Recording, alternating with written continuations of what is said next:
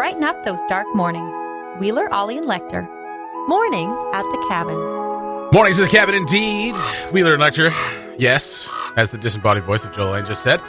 Mornings at the Cabin brought to you by Aurora Ford Driving the North, and we are here hanging out. It is what is the temperature? It's downright warm this morning. A full 17 degrees warmer than last I was in the studio. Took yesterday morning off, hurt my back, couldn't sleep. There you go. Now, the studio is still cold. It's nice outside. It's not nice. I'm not going to say it's nice outside. It's nicer. It's nicer. After that nice little spate of minus 38 and below, we've turned the corner. That's right. I'm sure it'll just only get warmer from here.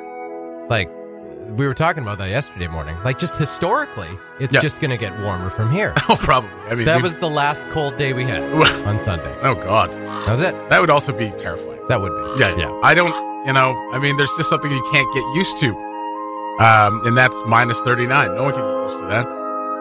And you take the dogs out, and even the dogs are like, all right, that's enough. No. We've been out here 10 minutes. They look at you like with a look in their eyes saying, this is irresponsible. This is not right. We should be doing this. But we took Betty out on Sunday when it was super, super cold. Oof. We got all bundled up. We put on her new coat, put on her booties. She did okay. We were out there for probably half an hour, but half an hour was like, that was enough. That's about all you can stand. Well, we went just went to Tin Can Hill, went to the lookout, and then came back. That was it. We didn't even do the full round. I know people out there are super, super keen on it. Betty was not. She was not having it for very much longer after that. So we're warming up a little bit.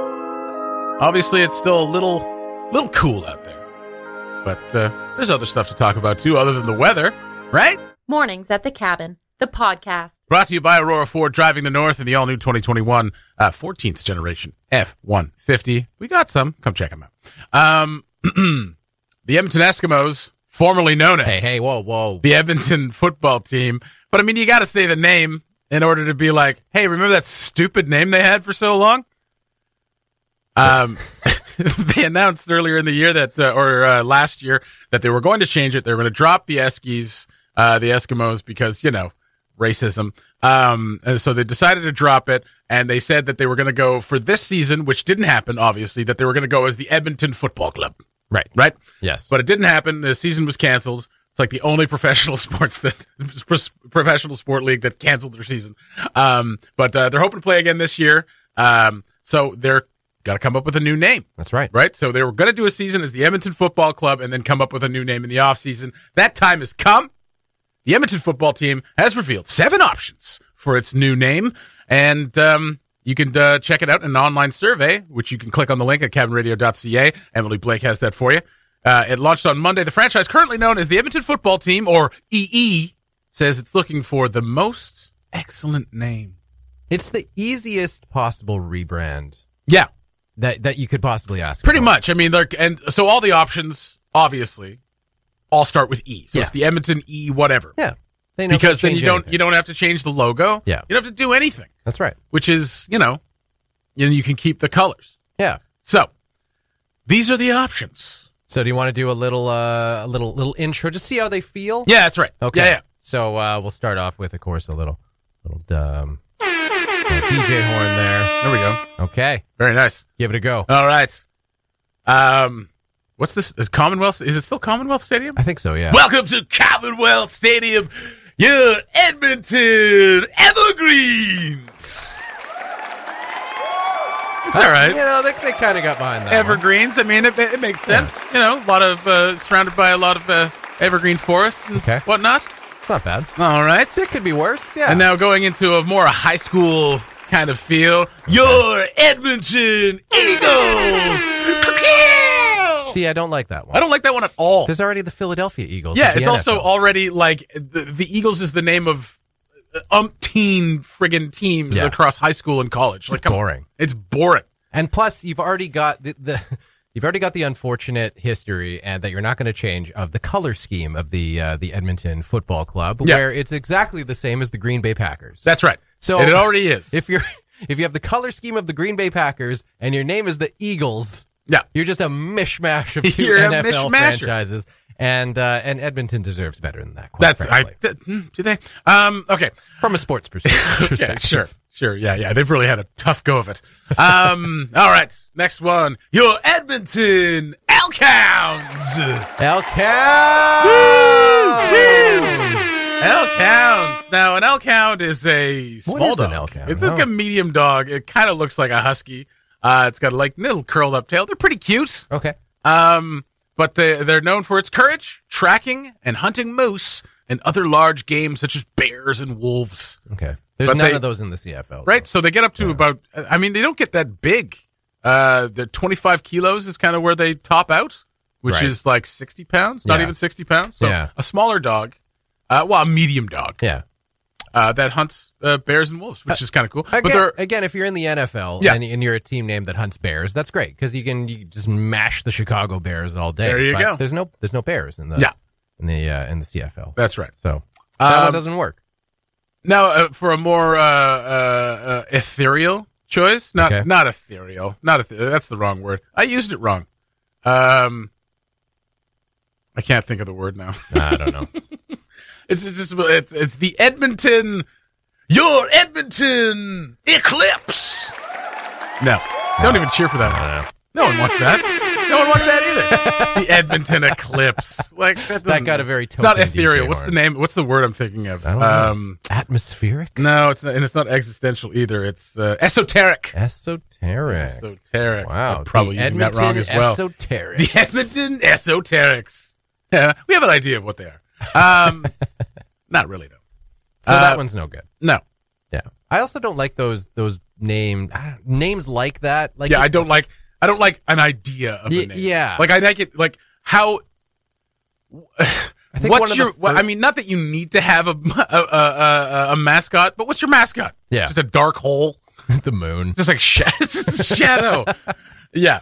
But Moonchild. So esoteric, intended for or likely to be understood only by a small number of people. But I mean, a lot of people are gonna understand what an eclipse is, but they're not. I mean, there's not much to understand there. No. It's just like an eclipse. It's like, okay, that's a very kind of. Well, is it a lunar or a solar eclipse? Yeah. Like, come on. Let us know. Esoteric's not the right word. I am tired. I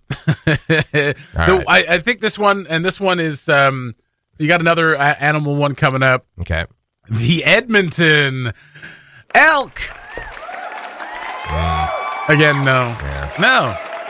Well, the elk? Give it a blast anyway. Also, I don't love it when you use an animal, but you use it's an animal that's singular. It's a singular. Yeah. The Edmonton Elk. Like we're hounds. all an elk. Why not the Edmonton Elk Hound? Well, I mean, because elk is plural and singular, right? Oh, that's true. So, it's like the it's Manitoba moose. moose. It's not a herd of elks. That's right. That's true. That's right. Okay. But I don't like that. That so doesn't work. Don't use that animal. No. Yeah. Manitoba moose kind of flows off the tongue. They don't exist anymore because of the name. Coming up next. This one I think you and I agree would probably win.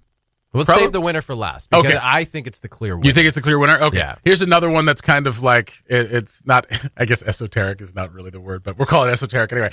Edmonton Elements. Boo. Who earns? Who earns Elements? What is that? Like, you can't get behind that team. Yeah. The mascot is just the periodic table. All the Edmonton fans are just going to go cheer for the Stampeders instead. I'm Einsteinium. All right. I'm boron. I'm carbon. We're all made from carbon. All right. And the thing, and the last one, the seventh name on the list. Winner. This is the one we think is going to win, not only because it starts with the EE, so you don't have to change the logo. It mentions the both. It's got the factors in the color scheme. The factors in the color scheme. Thank you. Your Edmonton Evergold. Yeah. Woo! Woohoo! Let's go Evergold. It does not roll off the tongue. It is clumsy to say. It doesn't mean anything at all. But you don't have to change the color scheme. Gold and green. They're gold and green. They're gold and green. With the Ottawa Red Blacks, that was the idea behind that name, which it's kind of grown on me over the years. I know it has. But it is melding, the history of Ottawa sports franchises. Yes. With the old Renegades and the old Ottawa Rough Riders, which were not the Saskatchewan Rough Riders. It was Rough Riders in 2 words, not 1 word. Oh, that's right. It's not very the different. Same name at all. No. Rough Riders. And then, of course, the Ottawa Senators, also red and black color scheme. That's right. So I think this is kind of cool because I think it beats out evergreens because in this color scheme, which you can see on cabinradio.ca with the options laid out, you've got evergreens laid out in a gold font. Yeah.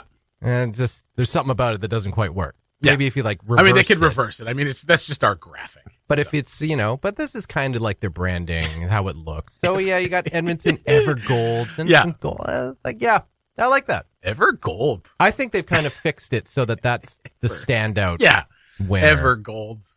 And if they turn out to these are all terrible names. Evergolds is fine. Evergold. Sure. As long so as those are the ones you get to. I think you can participate in the survey if you like.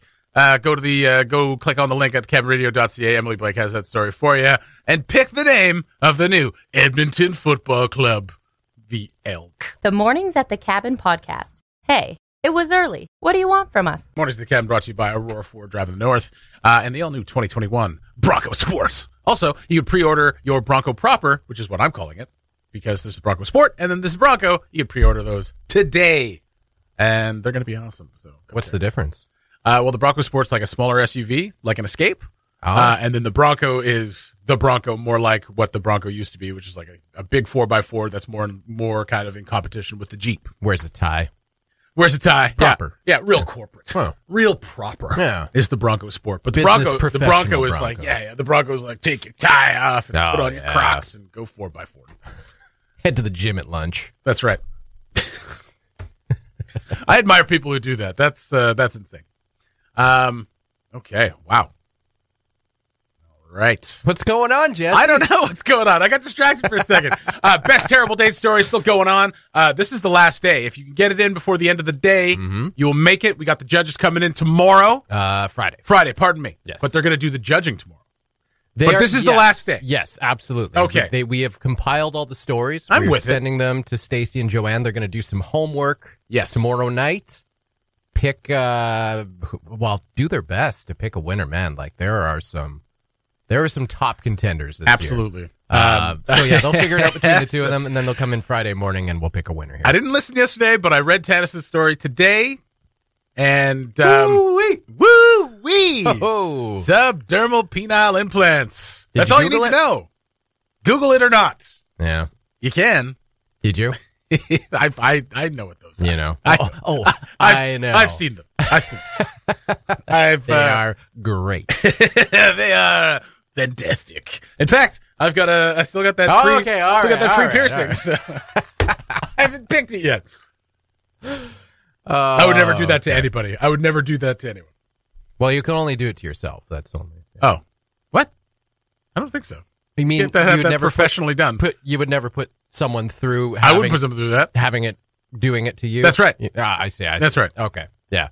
Well, I mean, they just charge a premium. That's right. Big premium or small. All right. Do you want to go first? We got a couple left. Okay. And they all come from the same person. Oh yeah, that's right. Yeah. Okay. So I've got one. You've got the other. Oh. Hello. There we go. You go first. Okay. This one coming to us from Jessica, who has not one, not two, but three stories. And one even takes place in Yellowknife, according to her. So it's a risky local entry. She says, settle in, the tea is hot. Picture it. It's 2015. Oh, so young. I'm in grad school, which presents its own uniquely bleak dating prospects. After some online banter that seems promising, I go for a coffee with some guy I met on Tinder. Yes. It's going okay. He's relatively interesting, relatively normal. And so when he invites me to come back to his place to walk his new puppy, I decide, what the hell? It's doubtful I'm going to get murdered. And anyway, potential puppies are the way I'd want to go out. Fair. Well, things work out the way they always do in these most romantic of Tinder fairy tales. I seductively remove my glasses and place them on the coffee table of his living room in the appropriate mating ritual of the nearsighted and nerdy. We adjourn to the bedroom. Things are ultimately deeply unsatisfying. Good Lord. I'm already thinking this wasn't worth shaving above the knee for. I get dressed and walk out to the living room to discover his puppy left uncrated while we did the do. The do? Did the do. Got to do the do. You gotta do the do. The DEW do? Were you just in there drinking Mountain Dew? Getting amped. The puppy, left uncrated, had eaten not just my favorite pair of leopard print flats, but my glasses as well. Shouldn't have seductively left them there. No. What's worse than a disappointing flagrant on a first date? Flagrante? Flagrante? Is that what it is? I don't know. Disappointing flagrante that requires you to plead with your sister to drive your blurry butt to the mall and use her connections as a former LensCrafters employee to help you get a new pair of glasses without an optometrist visit. Because, oh yeah, you're leaving in a few days for a fellowship in Germany and would very much like to see. Thanks. Did I see him again? Only fleeting glimpses in the corridors of our school, where he would scuttle away without making eye contact. He didn't pay to replace my glasses, and I never called him back. There you go. That's it. And then the last two are the last two. Okay. That's pretty good. Yeah, that's not bad. It's pretty good. Okay. So the next one is like, okay. So there's two ones. There's two at the very end. I wish you numbered them. Yeah. But there's two at the very end. One is like 2 sentences, which is great. Okay. While out for dinner with a guy I'd been seeing for a while, he casually mentions his parents have arranged a marriage for him, but he'd like to keep seeing me until the wedding. We didn't get a dessert. And that's bad. Short and sweet. Yeah, short and sweet. And the last one from Jessica. It's been a long pandemic, okay? Which is why when an ex I hadn't spoken with in a year suddenly added me on Facebook, I thought, interesting. Followed by, these red flags are really more vibrant fuchsia. We'd ended badly, but he was very tall. And maybe after a year of no contact, he wanted to be friends. I thought I made this clear when he arrived at 11 a.m. on a Saturday, the least sexual time to have a coffee with me, dressed in my best Swamp Witch ensemble. Within a few minutes, I remember why he was an ex. The saddest panda in all the land. Spent an hour moaning about his ex, moaning about the dating scene, and fishing for compliments. Was he moaning about her? I mean, yeah. In front of her? Yeah, probably. Okay. Moaning about his ex. Yeah. I was dating this woman for a while. You might know her. Even my cat looked at him like, buddy, no. As he's leaving, boots on, standing in my doorway, maybe the seductive swish of my stained sweatshirts emboldened him, because the next thing I knew, his hands were on his belt, and he was asking me if I wanted to inspect the merchandise. Sexy. See if things had changed. What? This hallway is tile, and I'm 35 years old. My dude, my knees can't handle this level of audacity. Wow. Very well written. Theater of the mind. Wow. Very nice. Thank you, Jessica. 3 examples. Stuff. I think we'd pick, if we were going to pick one for an entry. Yeah. I think you got to go with the first one. I think you got to go with the first one. Yeah. But I mean, that second one, the very short one, which is just like, saw this guy for a while. It turns out he was getting married because his parents made him. Yeah. Also, I mean, it includes arranged marriage, which is just so whack-a-do, man. It's just efficient. There you go. It's efficient. That's right. Let's just force people to get married to each other. That was pretty good. I like the first one for sure. The puppy eating the flats and the glasses. Very nice. Yeah. Very nice. Good stuff. And I mean, it's nice to have that disappointment in there too. It's like, I left disappointed and blind. Yeah. I left disappointed and blind. Yeah. Very good. Get those stories in. You still got to the end of the day. We'll take entries until the end of the day, and then we will be putting them all in a hat and sending them off to the judges tomorrow. And our judges will be here on Friday to pick a winner. That's right. And tell us which is their favorite, obviously, but to pick that winner, but to tell us why, and maybe share some of their own terrible date stories. You never know. We won't hold them to that or anything. We won't hold them to that. Yes, we will. The Mornings at the Cabin podcast was recorded before a sort of live, thankfully not in the studio, audience. Wheeler and Lecter and Ollie with you on your Wednesday morning. Having Ollie in here. Oh, here we go. Very good.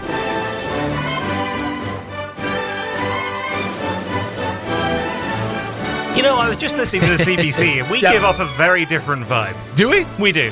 Then the CBC? Yeah, Laura McGuinness was just on there chatting to a few people, and none of them got an entry theme. Yeah, that's right. Well, I mean, he does. I mean, he's got the regular guests. You'd think he'd have an entry theme for Dr. Cami Candoli. He has her on every week. And what would that entry theme be? I don't know. Something cool. Something. Well, you've got to have something ready, because she might end up on this show. Yeah. Yeah, all right. I mean, if you just stop calling her Tammy. I didn't call her Tammy. I call her Cammy. That was once, 2.5 years ago, and it was AJ's fault. Under the bus he goes. Ollie, wanted to have you in this morning to talk about what's going on at the Ledge. It's a real scrap down there. When is it not? Right? When is it not? When is it not? 3 times separately, Katrina Knockleby called Julie Green's actions, or what she said about her, disgusting. Yeah. That's those are some pretty strong words. Although the discussion here seems to be, well, between Lecter and I, is that Julie kind of deserved it by telling her that she must be happy soliciting horror stories on her Facebook. All right. Well, yeah. So let's unpack that. So 30-second version of what happened yesterday. Katrina Knockleby stands up and raises questions in the legislature about youth mental health supports, among other things. That became a discussion of whether or not the NWT is in a mental health crisis. Quite a semantic discussion of that. Right. To which Julie Green says, without being... And it's hard to characterize this because Julie Green didn't stand up and say, there's no crisis, everybody's fine. She said, without knowing precisely what's going on. Yeah. We won't say crisis.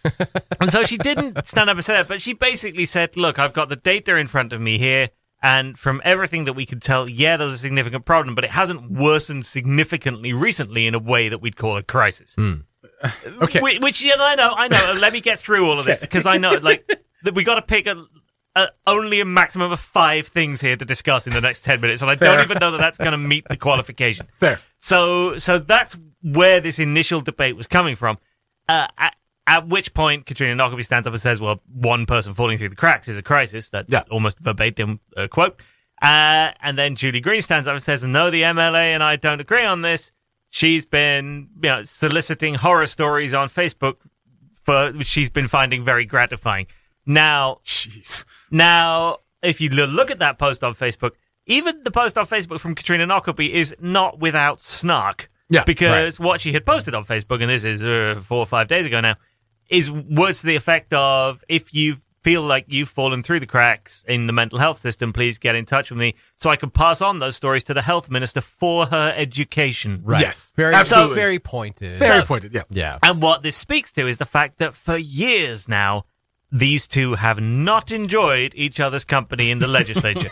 So when Katrina Knockleby was a minister, all we had was pot shots from Julie Green on the other side of the house, being like, well, where's this business advisory council that you said was going to get set up a couple months ago? Now where the heck is it? Oh, it doesn't exist. What's going on with you guys? And Katrina Knockleby's trying to come up with answers. Now, of course, Julie Green is the health minister and Katrina Knockleby is a regular MLA. And so we have Katrina on the other side being like, oh, you were criticizing me about this business council. Well, where's the health council that apparently still doesn't exist? Giving me a hard time in June. It's now October.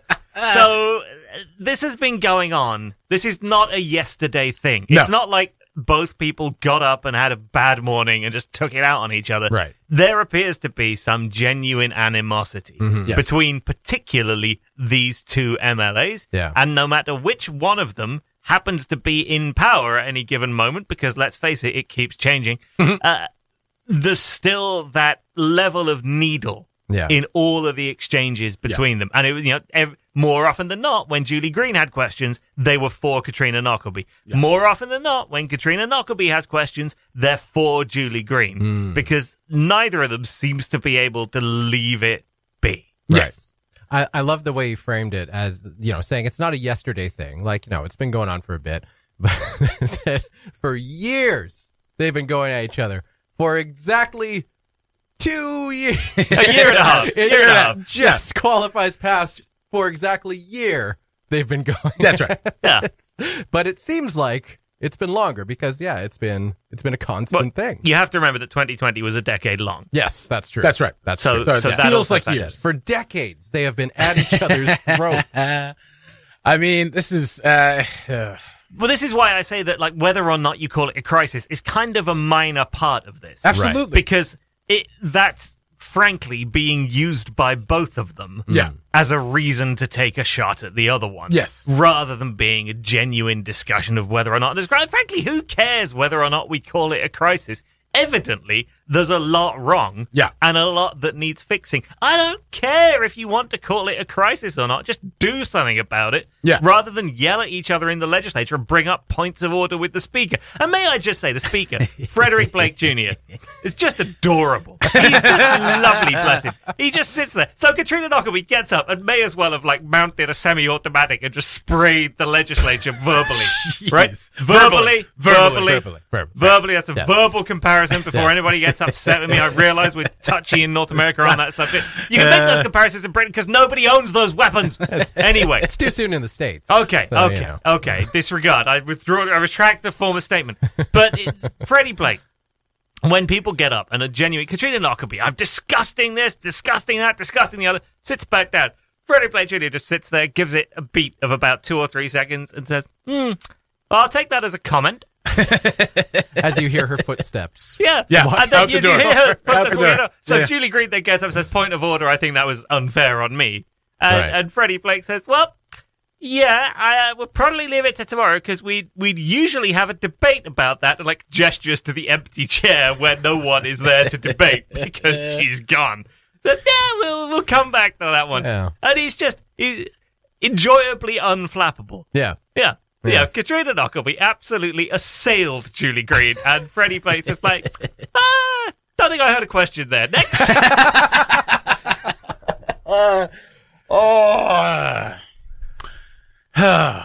Once again, the Legislative Assembly in the news more for wars of words than actions. And that you hit on the point that I was going to make, which is it doesn't matter that we call it a crisis or significant. If it's significant, doesn't that make it a crisis? It got boiled down to semantics. I don't think we can call it a crisis. We're about 2 or 3 cases away from calling it a crisis, according to my data. It would matter more if something happened when we called it a crisis. Right. It is. I don't think it is one of those situations where, if in the US, for example, if you declare an emergency somewhere, it enables you to get federal funding sort of thing, right? FEMA exists to go and send emergency money to places that get hit by hurricanes. So you declare an emergency to open up access to that funding. Yeah. I don't believe there is any equivalent in Canada where just because we call it a crisis, we get crisis funding. And that's the problem right there. Right, because it's Trudeau's fault. Great. I'm so glad we could finally agree. We finally came to it. Right now, it's a concern. I wouldn't call it a crisis. Yeah. I barely call it significant. Where's our concern funding? It's a large problem. Right now, we're vexed, and we're going to go to the vexation fund. That's right. Oh my goodness. Well, I mean, it's entertaining to say the least. I mean, kind of. It's at least it's semi-interesting. I mean, it would be nice to have less of it. Yeah, it would be. It'd be nice to have I think some sort of consensus. Well, we've just watched 4 years in the US of having entertainment. Right? Yeah. That was, if you want entertaining politics. That was apocalyptic. That was very That's my point. That's akin to crisis. All right? I don't know if I'd go there. Yeah. That's right. Fair enough. That's my point, is that was initially whoa, this guy's completely off the rails. Look at how entertaining this is. Yeah. And ultimately, it was a very, very bad and dangerous thing. Yeah. And I'm not suggesting that Julie Green and Katrina Knockleby warring words in the legislature is at all on the same level. No. But it represents another gradual step down the ladder. Absolutely. Toward that pit of despair. And what we see in the comment sections is a lot of mistrust of the government already.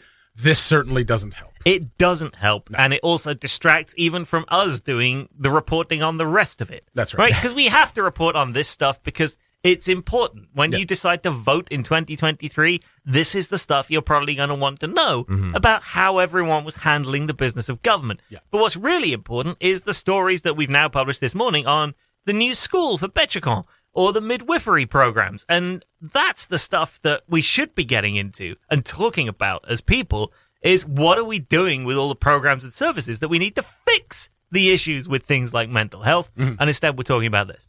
Yeah. So shame on you, MLAs, for not realizing that journalists have a very short attention span and will fly off the handle at the first shiny thing that comes. I was trying to have an afternoon nap, and now I'm grumpy this morning, and it's their fault. Also, midwifery? Is it midwifery? It's midwifery. Is it midwifery?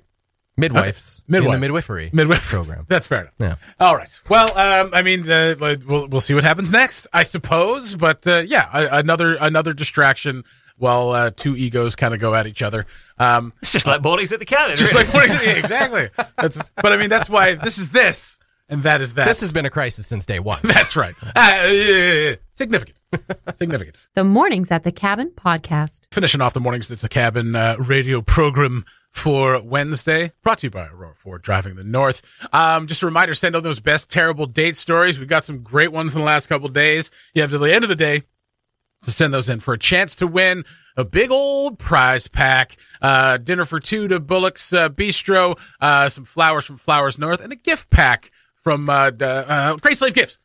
Nailed it. Good Lord. Why can I never? Yes. Why is that always slipping out of my mind? I don't know. I don't know why either. But we'll have the judging will take place tomorrow, and then we'll have the judges on Friday. Yeah. Yeah, that's right. You'll hear about all of these stories once again. So get those in if you got them. And that's about it. Just running down the end of the show here. We talked about the Edmonton, the former Edmonton Eskimos, the Edmonton Football Club, choosing a new name. Our name did not make the list. The Edmonton River Jacks. No. Didn't make the list at all. Too much rebranding in there. We're leaning towards the Evergolds because it's the least stupid or the most stupid. I'm not sure which. It's one of those two. It's less stupid than Elements. Yes, it's way less stupid than Elements or Elkhounds. Although Elkhounds are cool. I mean, it's a dog. Yeah, good looking dog that hunts bears. That's cool, right? That's pretty cool. It's pretty cool. Yeah. Also, if you want to go to cabinradio.ca, you can help with a fundraiser. Yellowknife, do what you do best and help families in need. A fundraiser has been launched on GoFundMe for a mother and daughter facing a medical scare.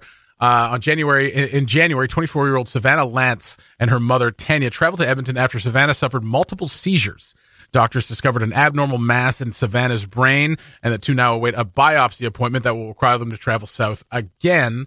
Tanya McIntosh, a friend of the Lance family, started the fundraiser on GoFundMe. It's raised a little under $3,000. I haven't checked it here. I'm going to check it right now. Their target is $25,000 just to handle lost wages and travel expenses. Right now, it is up in the last couple of days over $5,000. But click on the link at cabinradio.ca to help out this family. Obviously, in times like this when you have to travel and then you have to isolate and then you have to go for medical, it can be very damaging if you have to stop working and still have to pay for all your costs. So their fundraiser has a target of $25,000, and you can help them out if you like. Every little bit helps, as we know, and Yellowknife and everywhere in the NWT, we do so well when there are families in need with acute problems. So please reach out and give if you can. That link is at cabinradio.ca.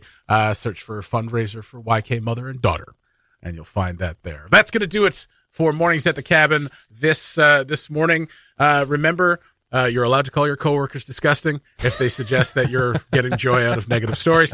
It's like if you see the top earning elected officials in the territory calling each other disgusting at work, just know that you can do it too, right? Follow by example. Mornings at the Cabin done for another day. We'll talk to you guys tomorrow. Have yourselves a good one. What? What do you got? Just as if we needed more encouragement to call each other disgusting on Facebook. That's absolutely right.